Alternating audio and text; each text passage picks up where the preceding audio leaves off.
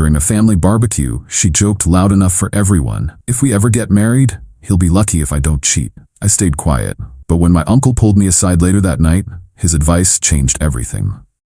My family has a tradition. Every year on the last weekend of summer, we have a huge barbecue at my uncle's house. It is an all-day affair with 3 generations of my family, tons of food, and a lot of loud, happy noise. It is a day about roots, about connection. It is the last place on earth you would expect your life to fall apart. But that is exactly what happened to me on Saturday. My name is Tom. I am a project manager for a commercial construction company. I build things, big things, skyscrapers, hospitals, university buildings. My job is to take 1,000,000 chaotic pieces and turn them into a single, solid, functional structure. I bring order to chaos. I thought my relationship with my girlfriend Sarah was the most solid structure in my life.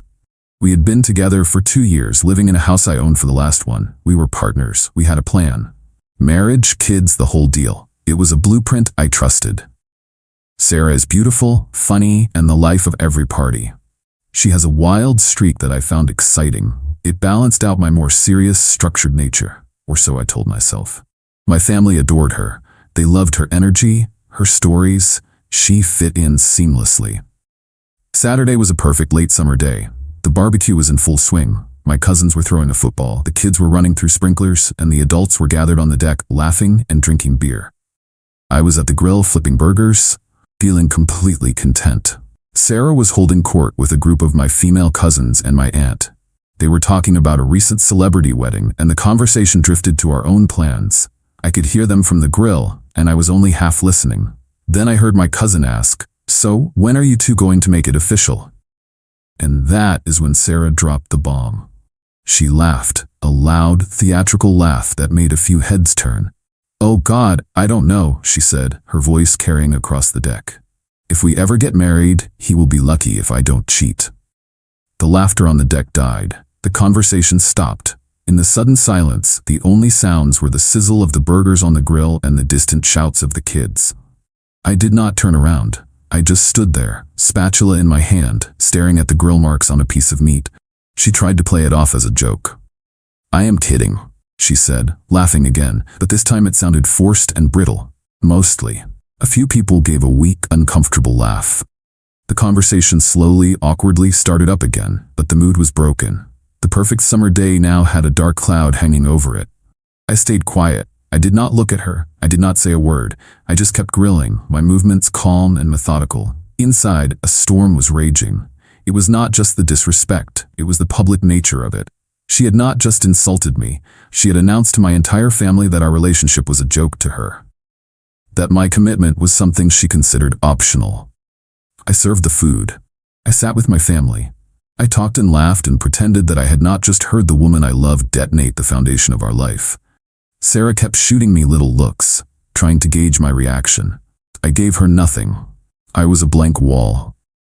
Later that night, as the party was winding down and people were starting to leave, my Uncle Frank pulled me aside. Frank is my dad's older brother. He is a retired cop, a man who has seen the best and worst of people. He does not say much, but when he does, you listen. He led me over to the edge of the yard, away from the tiki torches and the lingering guests. He looked me in the eye, and his face was serious. "I heard what she said," he said, his voice a low rumble. I just nodded. "You are a good kid, Tom," he continued. "You are solid. You build things to last. That woman, she is not built the same way. She is all flash, no foundation." He paused, looking back at the party where Sarah was now laughing with my aunt, as if nothing had happened. "You are angry," he said. It was not a question. "You want to go home and have it out with her. You want to yell and scream and maybe even break up with her tonight." He was right. That was exactly what I wanted to do. "Don't," he said, his voice firm. "That is what she expects. That is the game she wants to play. A big, dramatic fight where she can cry and apologize and call it a stupid joke, and you will forgive her because you love her. And then she will know she can get away with it. She will know she can disrespect you. And the only consequence is a little bit of drama." He put a hand on my shoulder. "A woman who jokes about cheating is not joking. She is sending up a trial balloon. She is testing your boundaries. She is telling you exactly who she is. The biggest mistake you can make is not believing her." "So what do?" I asked. His advice was simple. but it changed everything. You do nothing, he said. You go home. You act like everything is fine. You let her think she got away with it. You let her get comfortable, and while she is comfortable, you get smart.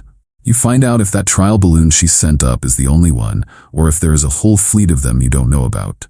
Don't get emotional, get information. People like that, they don't fear anger, they fear exposure. You want to end it? Fine, but don't end it on her terms, end it on yours. Make sure when you walk away, she understands exactly what she lost and why.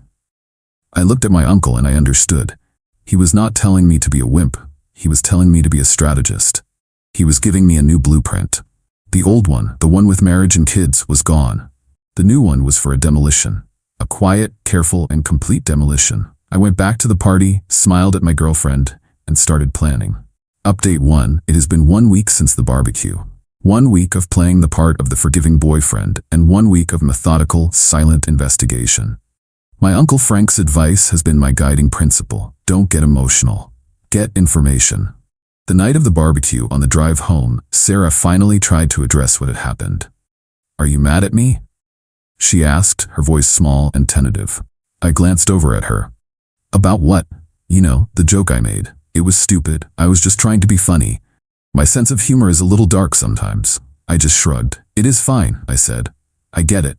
The relief that washed over her face was palpable. She thought she was off the hook. She thought my silence at the party was just me being moody. She had no idea it was me recalculating the entire project. For the next few days, she was the perfect girlfriend. She was affectionate, attentive, and did not make any more jokes. She thought she had pushed a boundary and that I had accepted it. She was comfortable.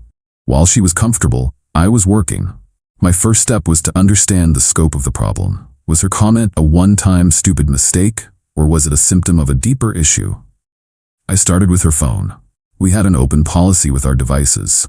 We knew each other's passcodes. It was a foundation of trust that she, it turned out, did not deserve. I waited until she was asleep and went through it. I was not looking for a smoking gun. I was looking for patterns. I did not find any explicit texts from other men. She was too smart for that. But I found something more telling. I found a pattern of deletion. Her text threads with certain male friends were suspiciously clean. There were gaps in the conversations, missing days. Her call logs showed calls to these same numbers, but the corresponding texts were gone. A person with nothing to hide does not meticulously scrub their conversations. The most interesting find was a group chat with her 3 best friends. The chat was called the Escape Committee. I scrolled back for months. It was a running commentary on their lives, their relationships, and their plans for the future. And it was a goldmine. They talked about me. A lot. They referred to me as the Warden or Mr. Stable. They talked about my boring life, my predictable schedule. Sarah's posts were the most damning. She complained about feeling trapped. She talked about wanting more excitement.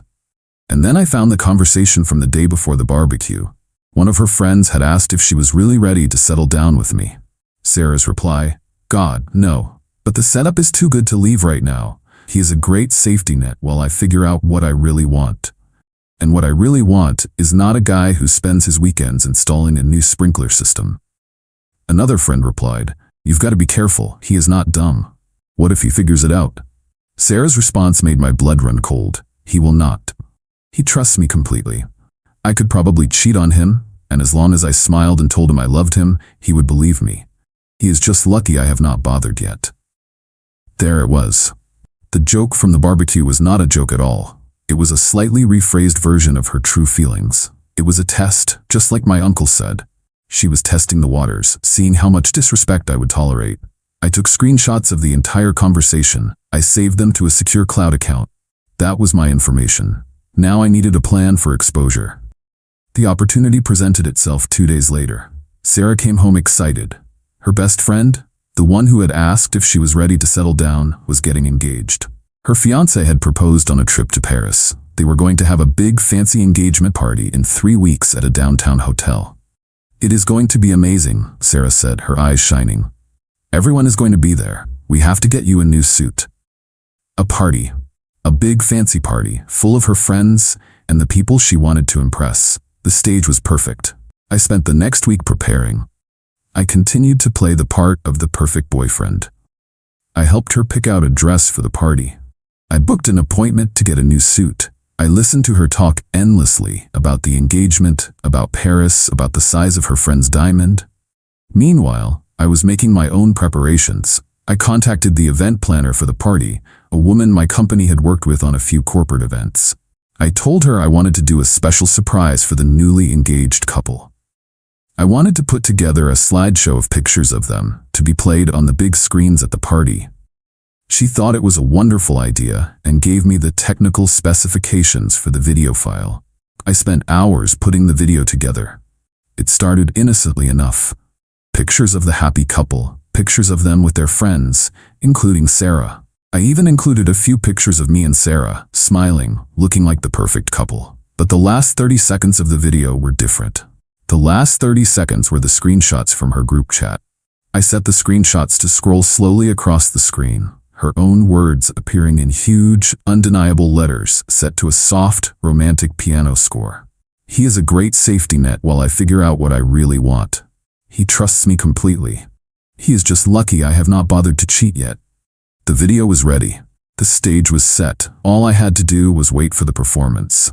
Sarah thought this party was about her friend. She had no idea it was about to be her grand finale. Update 2. The night of the engagement party felt like the calm before a hurricane. I was not nervous, I was focused. I had a job to do, a structure to demolish, and I had the right tools for the job. We arrived at the hotel ballroom, and it was exactly as Sarah had described. It was a sea of expensive dresses, tailored suits, and the quiet hum of people who believed their own hype. Sarah was in her element, flitting from group to group, laughing and air-kissing, dragging me along like a well-behaved accessory. I just smiled, nodded, and played my part. I found the event planner and gave her the thumb drive with the video file. "It is all set," I told her. "Just play it right after the father of the bride's toast." She gave me a thumbs up and disappeared into the control booth. An hour into the party, the toasts began. The father of the bride gave a tearful speech. The groom's best man told a few embarrassing stories. Then the groom himself got up and gave a heartfelt tribute to his new fiancée, Sarah's best friend. As he finished, the lights in the ballroom dimmed. The event planner's voice came over the sound system. And now, a special surprise from a dear friend, a look back at some happy memories. The romantic piano music started. The slideshow began. I was standing next to Sarah, near the back of the room. She squeezed my arm, a genuine smile on her face. "This is so sweet," she whispered. The first few minutes were perfect. Pictures of the happy couple flashed on the 3 large screens around the room. The guests were all smiling, some dabbing their eyes. Then, the music swelled, and the final 30 seconds began. The first screenshot appeared. Sarah's words, "He is a great safety net while I figure out what I really want." I felt her hand on my arm go rigid. Her smile froze. "What is this?" She hissed, her voice a strangled whisper. The next screenshot appeared. "He trusts me completely." A low murmur started to spread through the room as people read the words on the screen. People were turning, looking from the screens to Sarah, their expressions shifting from happy celebration to confused shock. And then the final screenshot, the one from the barbecue, filled the screens. "He is just lucky I have not bothered to cheat yet." The room went completely silent. The only sound was the soft piano music, which now sounded like a funeral dirge. The video ended. The screens went black. The lights came up, and in that brightly lit, silent ballroom, every single eye was on Sarah. Her face was a mask of pure, horrified disbelief. Her friends, the members of her escape committee, were staring at her, their own faces pale with shock and dawning dread. They had been exposed along with her. I turned to look at her. The beautiful, confident woman I had been with for 2 years was gone. In her place was a stranger, a person stripped bare of all her lies, standing in the wreckage of her own creation. I leaned in close, my voice a quiet whisper that only she could hear. "The joke is not funny anymore, is it?" I did not wait for an answer. I took a step back, turned, and walked out of the ballroom. I did not run. I did not look back. I just walked, my steps steady and even, leaving the chaos behind me. As the ballroom doors swung shut, I heard the first sounds of the aftermath. A woman crying, a man shouting. The storm had finally broken. My Uncle Frank was waiting for me in the hotel lobby. I had called him earlier that day and told him what I was going to do. He just nodded and said, "I will be there." He stood up as I approached. He did not ask how it went, he just looked at me, a small, proud smile on his face. "Let's go get a beer," he said. "You look like a man who just got out of prison." And he was right, I was free. Final update. It has been 6 months since the engagement party.